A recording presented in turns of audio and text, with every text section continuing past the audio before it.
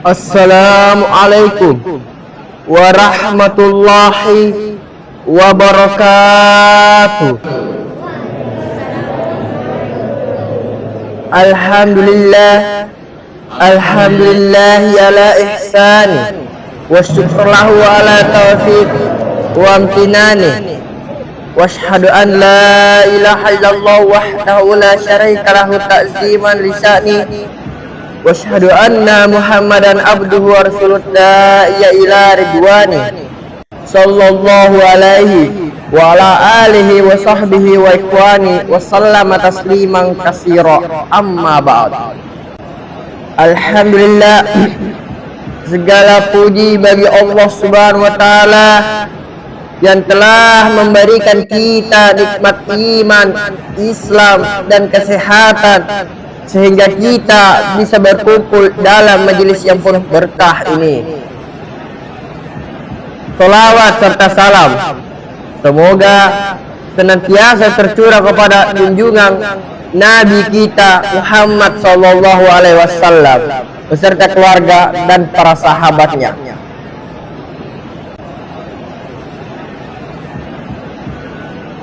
Hadirin yang dirahmati Allah Subhanahu wa taala, izinkan saya mengelupas sedikit tentang hakikat puasa, bahwa puasa bukan sekadar menahan lapar dan dahaga dari terbit fajar hingga terbenam matahari, tapi memiliki makna yang lebih dalam.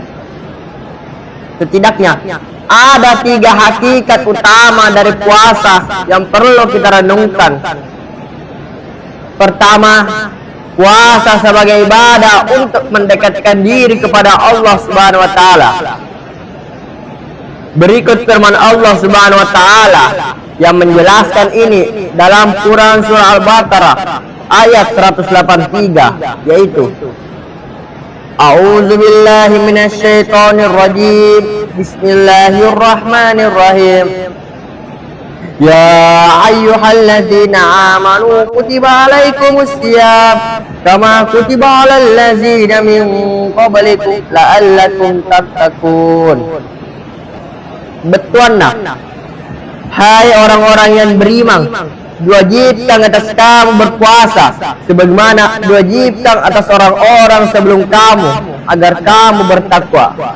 Ayat ini menunjukkan bahwa puasa adalah ibadah yang bertujuan untuk meningkatkan ketakwaan kita kepada Allah Subhanahu wa taala dengan menahan diri dari hal-hal yang merusak bulan fitrah Ramadan.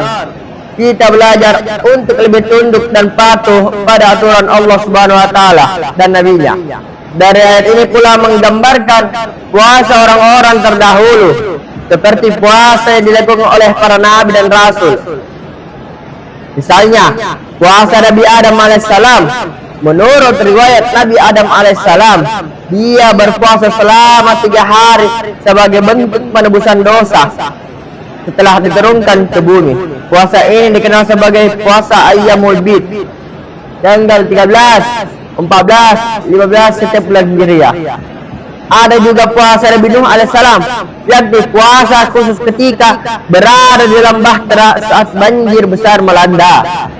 Ada lagi puasa Nabi Musa alaihissalam selama 40 hari 40 malam di Bukit Tursina sebelum menerima wahyu berupa Taurat. Ada juga puasa Nabi Daud alaihissalam, berpuasa sehari dan sehari berbuka. Kemudian puasa Nabi Yunus alaihissalam sebagai bentuk taubat setelah keluar dari perut ikan. Semua dilakukan demi mendekatkan diri kepada Allah Subhanahu wa taala. Hadirin jamaah tarawih yang dirahmati Allah Subhanahu wa taala. Kemudian yang kedua, hakikat puasa adalah sebagai latihan pengendalian diri.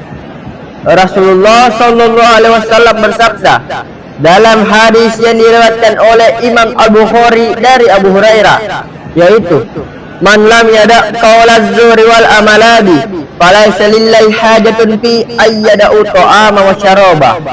Betuanlah, barang siapa yang tidak meninggalkan perkataan dan perbuatan dusta, maka Allah tidak butuh ia meninggalkan makan dan minumnya. Hadis riwayat Bukhari. Berarti puasa bukan hanya menahan lapar dan haus, tetapi juga menahan diri, menjaga lisan dan menjauhi segala bentuk maksiat. Dengan demikian, puasa melatih kita untuk menjadi pribadi yang lebih sabar dan bertakwa. Kemudian hakikat yang ketiga, puasa sebagai bentuk kepedulian sesama. Ketika kita merasakan lapar dan dahaga dalam puasa, kita akan memahami saudara-saudara kita yang kurang mampu. Oleh karena itu juga puasa mengajarkan kita untuk meningkatkan kepedulian sosial sesama dengan berbagi kepada mereka yang membutuhkan melalui zakat, sedekah, dan berbuka bersama. Hadirin yang dirahmati Allah Subhanahu wa taala. Oleh karena itu, jika kita memahami hakikat puasa ini, maka ibadah puasa kita bukan sekadar rutinitas tahunan, tetapi benar-benar menjadi sarana untuk meningkatkan kualitas diri, mendekatkan diri kepada Allah, serta membentuk pribadi yang lebih baik. Semoga kita semua diberikan kekuatan dan keistiqamahan dalam menjalankan ibadah puasa dengan penuh kesadaran dan keikhlasan. Amin ya rabbal alamin. Sekian dan terima kasih. Syukron, akhirul kalam, wabillahi taufiq wal hidayah. Assalamualaikum warahmatullahi wabarakatuh.